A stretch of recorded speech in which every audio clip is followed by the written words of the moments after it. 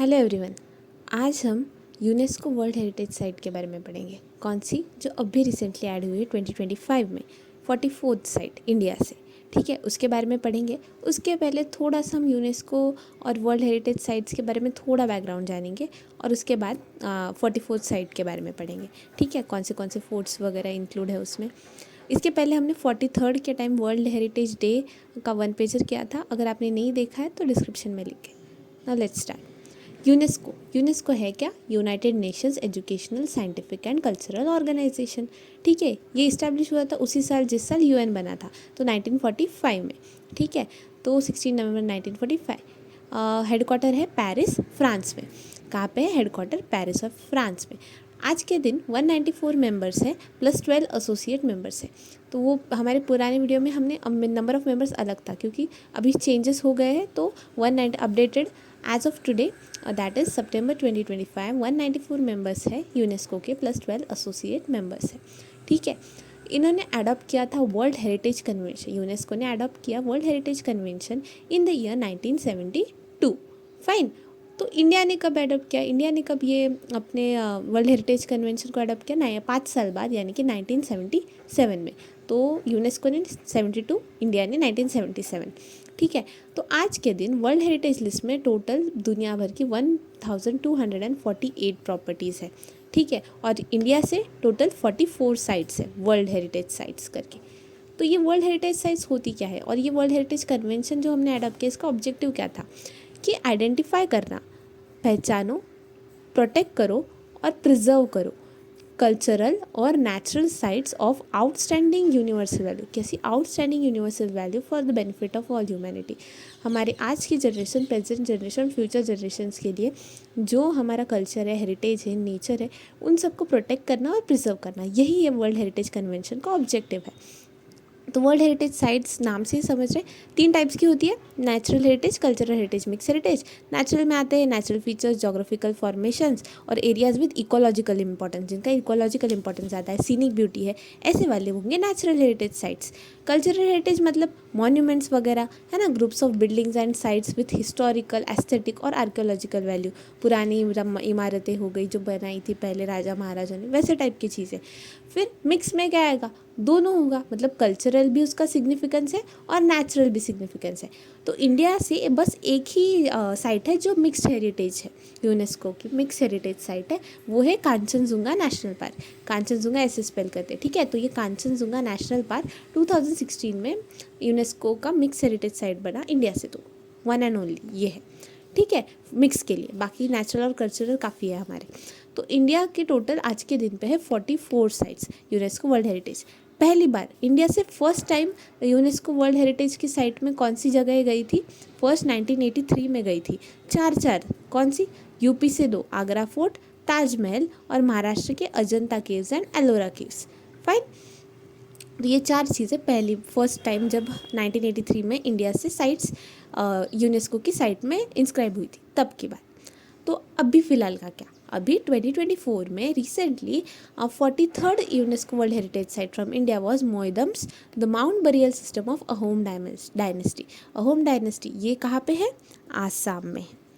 ठीक है, तो ये जो आसाम में है मोइदम्स, अहोम डायनेस्टी का माउंट बरियल सिस्टम्स, बरियल मतलब जो चिता ऐसे कबर टाइप्स होता है ना, तो उनका सिस्टम अलग था अहोम डायनेस्टी का। तो वो ऐसे माउंट बरियल से ऐसे आपको गोल गोल ऐसे राउंड शेप्स के हैं। तो वो मोइडम्स जो है वो यूनेस्को की वर्ल्ड हेरिटेज साइट में गए 2024 में। अभी 2025 में कौन सा है? 44th Maratha military landscapes of India. तो मराठा मिलिट्री लैंडस्केप्स में क्या क्या है? फोर्ट्स है सारे। कितने फोर्ट्स है? 12 फोर्ट्स है। ये 2021 से टेंटेटिव लिस्ट में था, अभी कल्चरल हेरिटेज साइट बन गया है 25 में। ठीक है, तो 12 फोर्ट्स है, जिसमें से 11 are from Maharashtra and 1 is from Tamil Nadu. That this is important, याद रखना, सारे महाराष्ट्र के नहीं, एक तमिलनाडु से है। तो इसमें कौन से हैं? अगर हम टेरेन वाइज डिवाइड करें तो ये फोर्ट्स कैसे पता है? कुछ हिल फोर्ट्स है, कुछ कोस्टल है, आइलैंड फोर्ट्स है, हिल फॉरेस्ट फोर्ट्स है। तो देखते हैं कौन से हैं। हिल फोर्ट्स में आएंगे साल्हेर, शिवनेरी, रायगढ़, राजगढ़, लोहगढ़ और जिंजी। ये जो जिंजी है ना, ये वही है इकलौता तमिलनाडु वाला, तो जिंजी। बाकी सब महाराष्ट्र के। तो नाम भी देखो अलग है ना थोड़ा, जिंजी, बाकी गढ़वड़, नेरी, एरी ऐसे टाइप के हैं। तो हिल फोर्ट्स सालेर, शिवनेरी, रायगढ़, राजगढ़, लोहगढ़, जिंजी, ये हिल फोर्ट्स है। कोस्टल फोर्ट, कोस्टल फोर्ट कौन सा है? विजयदुर्ग।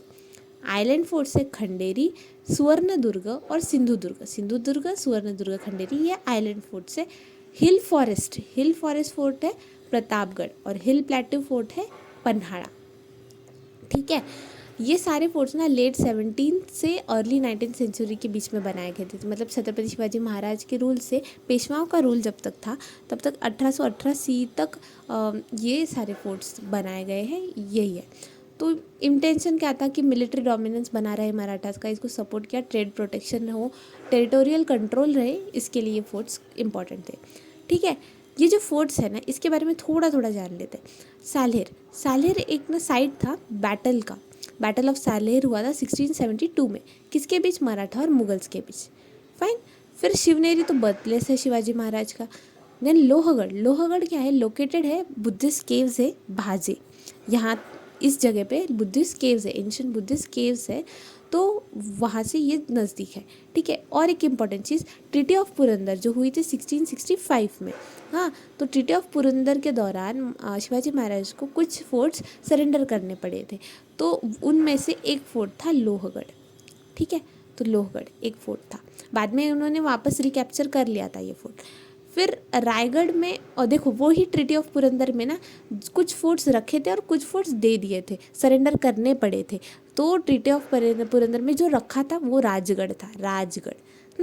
ये फर्स्ट कैपिटल भी है शिवाजी महाराज के किंगडम का, फर्स्ट कैपिटल है राजगढ़, जिसको मुरुमदेव भी कहते थे। तो ये Raigad chosen by Shivaji Maharaj as permanent capital in 1674 में इन्होंने कैपिटल डिक्लेयर किया था। इसको ब्रिटिशर्स जिब्राल्टर ऑफ ईस्ट भी कहते हैं, ये एग्जाम्स में पूछा गया है MPSC वगैरह में, तो जिब्राल्टर ऑफ ईस्ट भी कहा जाता है रायगढ़ को। ठीक है, देन प्रतापगढ़ ये वही फोर्ट है जहाँ पे अफजल खान जो जनरल था आदिल शाही डायनेस्टी ऑफ बीजापुर, उसके साथ बैटल हुआ था, बैटल ऑफ प्रतापगढ़, और उसमें शिवाजी महाराज ने इसको मार दिया था, मतलब ये इसका डेथ हो गया था अफजल खान का। ठीक है, फिर 7th पे आते हैं कौन? सुवर्णदुर्ग हमने पढ़ा, ये आइलैंड फोर्ट है। पन्हाड़ा का ये सिग्निफिकेंस ये है कि ये कैपिटल था महारानी ताराबाई के अंडर, तो महारानी ताराबाई थी, ये भी मराठा रूलर्स में आती है, तो इनके अंडर कैपिटल क्या था? पन्हाड़ा था। ठीक है, फिर विजयदुर्ग कैप्चर किया था शिवाजी महाराज ने आदिल शाही रूलर्स से। ठीक है, तो उनसे इन्होंने ये लिया था, खुद नहीं बिल्ड किया था। ठीक है, then Khanderi built in 1679 by Shivaji Maharaj to keep a check कौन? खंडेरी, तो ये इससे ना सिद्दीज ऑफ जंजीरा तो अलग अलग थे ना, आदिल शाही ऑफ बीजापुर, वैसे सिद्दीज ऑफ जंजीरा थे, तो मुरु जंजीरा पे ये सिद्दीज का ये था, उन पे नज़र रखने के लिए खंडेरी ये फोर्ट बनाया था शिवाजी महाराज ने। जिंजी फोर्ट की बात, जिंजी फोर्ट पे 3 हिल टॉप सिटाडेल्स है। सिटाडेल्स मतलब एक ऊंची जगह सराउंडेड, मतलब नीचे वाला प्लेन्स होते हैं और ये थोड़ा सा ऊपर होता है, सबसे थोड़ा उठ के, तो इसका स्ट्रैटेजिक इंपॉर्टेंस होता है। मतलब आजू बाजू के एरिया पे निगरानी रख सकते हैं, स्ट्रैटेजिकली हम देख सकते हैं, ऐसा सब। तो ये 3 है यहाँ पे। फिर मैसिव बाउंड्री वॉल्स और क्लिफ्स है जिंजी फोर्ट में। ये कहाँ पे था? ये तमिलनाडु। ठीक है, तो ये थे मराठा मिलिट्री लैंडस्केप के सारे फोर्ट्स, 12 फोर्ट्स, 11 महाराष्ट्र से, 1 तमिलनाडु से। ठीक है, so that's it for the day. Thank you.